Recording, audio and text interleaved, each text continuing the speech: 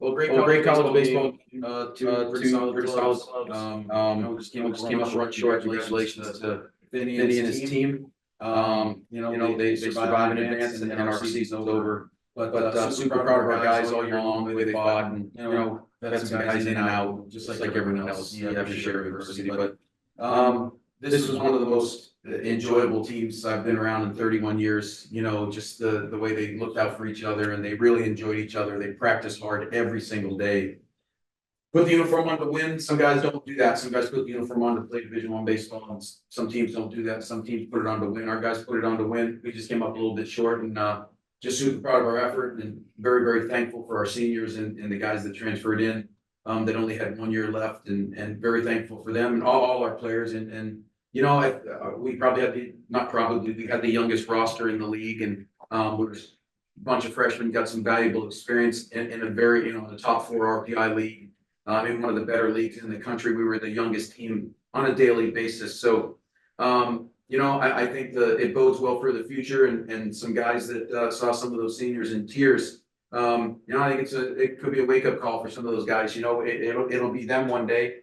That we had great leadership on our team, top to bottom through every class, but especially our seniors were absolutely fantastic. But enough about that. I thought, we gave up 4 hits. One was a 2-run home run on a 3-0 count.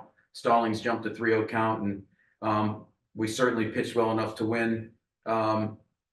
They just touched home plate one more time than we did, and like I said, I hope the fans got their money's worth. It was a great college baseball game in a day of walks and 13 to 12 ball games, and in college baseball at this time of year, at somewhat of a hitter's park, 3-2 is a pretty damn good accomplishment. So the only thing I'm disappointed in is the outcome, but our guys fought like crazy, and we had the go-ahead run at first base, today, and just didn't get that big hit, but our guys battled to the end. Can you talk a little bit about Zach's performance?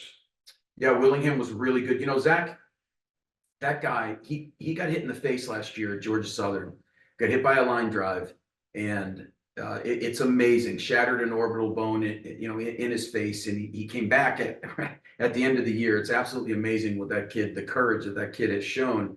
And he pitched some for us at the end of last year. But I also think there are some lingering effects that, during ground balls and PFPs and actually going out there and pitching this year, there's some lingering effects, and he wasn't quite himself early. And then about a month ago, man, that switch flipped for him, and you could just see the bullpens, and it was starting to be a little bit more aggressive and more crisp, and you throw him out there, and here comes some 91s, 92s, 93s, and he's really, really good for us. And with the short week, we were 100% certain that Zach Willingham was going to do what he did today. We were certain Zach Willingham was going to put us in position to win this ball game, and he did exactly that. He's one of the greatest kids in the world, one of the best kids I've ever had in 31 years. And I couldn't be more proud of his effort tonight. You had like you said, you had the tying run on base, go ahead run right there. Yeah. What was the attitude in the dugout? Oh, it was great. They were fighting. It's kind of been our offense getting that big hit. It's it's been our Achilles heel this year. Just getting that hit that just cracks an inning wide open, or just breaks your opponent's back. A 2-out single with second and third, and we lacked the big hit at times this year, and tonight was no different. We just lacked that big hit. It wasn't for lack of trying.